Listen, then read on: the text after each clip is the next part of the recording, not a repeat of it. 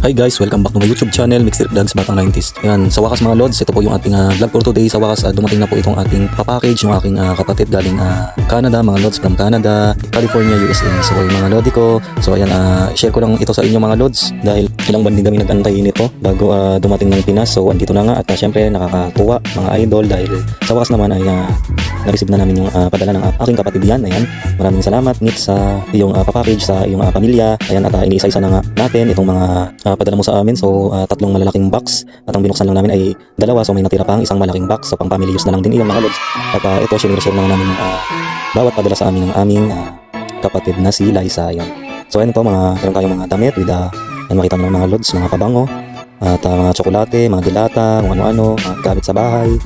At bawat isang family ay may padala si Liza sa aming lahat mga idol. So napakalaki rin ang ginastos niya mga idol. So laking pera ng pinakawalan niya bukod dito sa mga pinamili. So ito naman po, marami tayong mga iba't ibang klase ng chocolate, M&M, sneakers, yan kung ano-ano mga idol.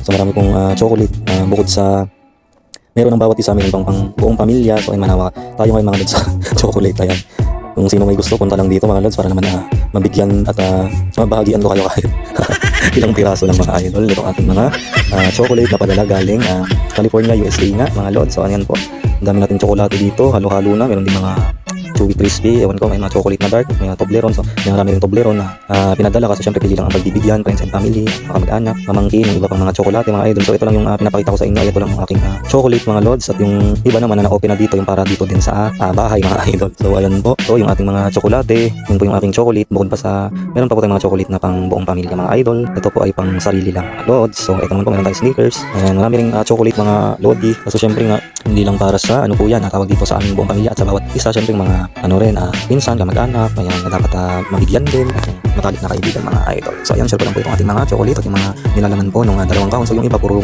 mga damit at puro na rin po mga gamit sa loob ng bahay mga idol, like mga dilata, ano-anong bubot, mga sabon, pang hygiene, ganyan. Ang dami mga lods, samot-saring tawag yan, gamit sa loob ng bahay. So ito, puro chocolate pa rin mga idol, pinapakita ko po sa inyo. So wakas, waiting, antay kami ng antay mga lods. At ito na nga po, kahit paano ay dumating na yung ating blessings. And maraming salamat po kay Lord sa biyaya at nakarating naman po ngayon dito sa Pinas yung mga pinadalang package ng aking kapatid na si Liza. And maraming salamat sa iyo Liza, kapatid, I love you. Ayan, mahal ka ng iyong buong pamilya, mahal ka naming lahat. Ingat dyan palagi, ingat kayo dyan palagi. At ayan, keep safe always at healthy palagi. And lagi lang tayong mag-pray at tumawag kay Lord sa lahat ng ating mga suliranin. Ayan, lagi lang natin siyang kasama at huwag kalimutan sa pang-araw-araw mga lods, dahil wala pong iba tayong dapat pagkapitan kundi si Lord lang po kayo mga idol.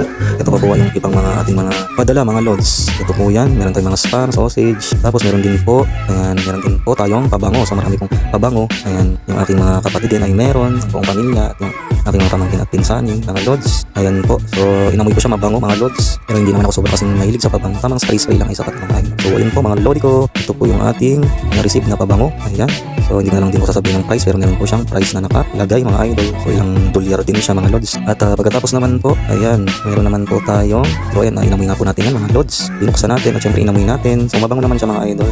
Saktong-sakto lang yung timpla at amoy ng mismong saktong-sakto lang yung tapang. Yan, amoy mga idol. At okay na okay siya para sa akin. At ito, meron din tayong na-receive na $20. Bukod sa Philippine money ay meron din pong $20. Ayan, maraming salamat sa iyo kapatid Liza sa $20 at sa iyong lahat ng mga ibinigay sa akin at sa buong family lods. And thank you sa iyo Liza, maraming salamat kapatid. Ayan, love you, ingat palagi dyan. At ayan po, meron pa po tayong kung ano-ano dito, samot-saring foods, ganyan mga lods. At may isang kahon pa nga mga lods na malaki. So puro ganito rin po ang mga laman, samot-saring pagkain at pang-guest din po sa loob ng kabahayan ng idol. So at least kahit paano meron pa tayong naka-tabi o naka-imbak na foods at mga pangailangan natin sa loob ng bahay mga idol. At ayan, meron din natin mga pang-hygiene mga lods. At ito, mga dilata. Ayan, sa box may marami pa pong dilatang nakasama dun. Yung mga spam, mga ganyan, sausage, corn beef na galing Amerika, kung ano-ano pa. So ayan mga lods, nakikita nyo naman po, yung iba dyan nabuksan na at tinignan na at nilapang na po natin yung mga nilalaman ng iba para naman matikman na po natin. O dito may mga chocolate pa mga lods. Ayan, maraming salamat sa lahat ng blessings Lord sa iyo. Guys, hanggang dito na lang po mga lods ang ating sana naman po ay nagustuhan niyo ito pong ating vlog at content ngayong araw po na to. Ay maraming salamat po sa inyong panonood. Thank you for watching everyone, all of you guys. Ayan, God bless us all. Hanggang dito na lang po. Ito ulit sa ating next vlog. Bye, bye bye.